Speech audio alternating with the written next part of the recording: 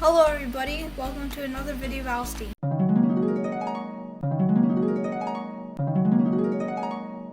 So in this video, I'll be starting a series about coding, and so let's get right into it. So first of all, I'm going to be using a Windows and on a platform called Idle on the Python website. This website is python.com. So you go to python.com and you get to this page here. It has this kind of stuff and then all these things at the top.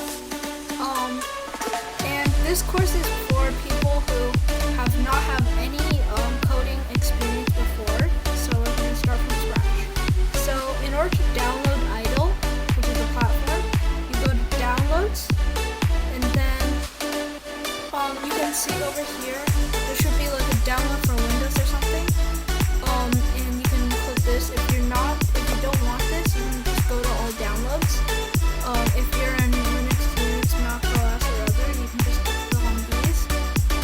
And you can download these. So in here, you can download them all the way down to 2.01. So yeah, it's going back a lot. But for me, I've already have Idle downloaded, so I'm just going to go to Idle. I have Idle here on my taskbar. So when you first start up Idle, you will get this Idle shell here. This shell, this Windows, say Python, and then whatever release it is. Actually don't have the very newest one, but this is okay. So the first ever statement is a print statement. You just simply type print and then open parentheses. You press Shift 9. You have this, and this thing pops out. You just ignore it, and then you press the button right next to the Enter on my keyboard, which is single quotation mark, and then you can see the quotation mark turns green. This is green now. That's a good sign, and then you can say whatever you want. So hello world. You can see all the text in there is also green, and if you end with an ending quote and a closing parenthesis, you can see it kind of highlights it for a second. And now all you have to do to run this is press enter. And you can see the Python program has automatically printed hello world. Now good job, you have just completed your first ever command in Python. Unless you're actually watching this video, even though you're like an advanced programmer. So basically this is like one of the most basic, the print statement. And yeah, so, and then in print statements you can either have print, you can have a print, you can also use double quotation marks, so hello world. This allows you to print stuff with single quotation mark, like Alice's adventures, like this, and it won't give you a glitch. While if you did this,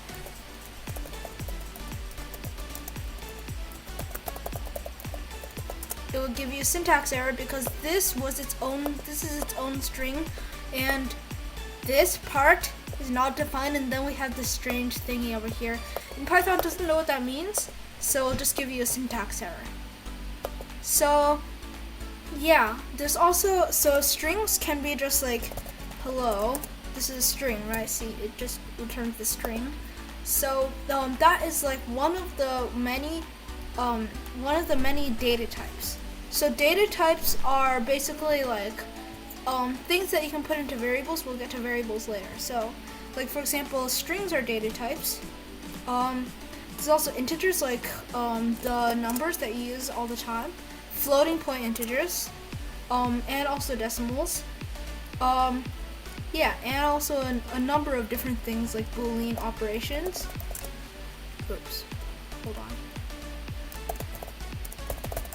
on. And yeah, so now that we've covered Idle, I'll go into Replit. So if you go to replit.com, you'll get to this page here. So it's going to say code, create, and learn together. It's going to give you this animation thingy here. So then basically what you do is you go to the top left corner and you go to, if you already have an account, you can go to login, or if you don't have an account, you can go to sign up. So in sign up, you just sign up. In login, I'm just gonna log in because I already have my I already have a thing, cause so let's wait, and then you'll get to a screen like this, which it will give you like a bunch of stuff. You can create things. I already have a few things here, and you can also see your recent repls. But like you probably won't have any repls unless you already have a replit account. But basically, so what you can do is you can go to the plus and create, and it will load, and then you can scroll down until you see Python. For me, I've favorited Python already.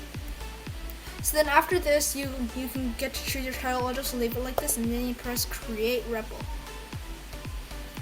And here you have your replit. So once it loads, okay, I can just say print hello world. And then you can run this by pressing the big green run at the top. It says hello world, because that's what you ask it to do. You ask it to print hello world. One thing to note is that replit runs on a Linux software. And later, if you want to code some more complex programs, you have to take that into account. If you want to like load in images or that kind of stuff, yeah. So, yeah. I forgot to show you one last thing in idle. So if I go to idle here, okay. If you press Ctrl N, you'll create a new file. This is like a replit, a REPL. Kind of like this. So you can go print hello world. I'm just gonna be printing hello world for this entire thing. So then you run this run module, and it will ask you to save it. You say okay, and then you tell it where you want to save it. So you save this, and it saves as example.py, and it opens up a new shell, and it prints out hello world, just like it printed out over here. So you can see it says hello world here and hello world here. So this is basically the exact same thing. This you can also use this as a shell, same thing over here. So like print hello world. Forgot the explanation part. Mark, hold on. And so you can see it prints hello world. I'm gonna do the same here. Print hello world. Yeah. So truth to tell, the only thing that I was going to do in this episode was show you how to print hello world. And yeah, so now that I've introduced replit and idle, we can finally begin to actually start creating stuff.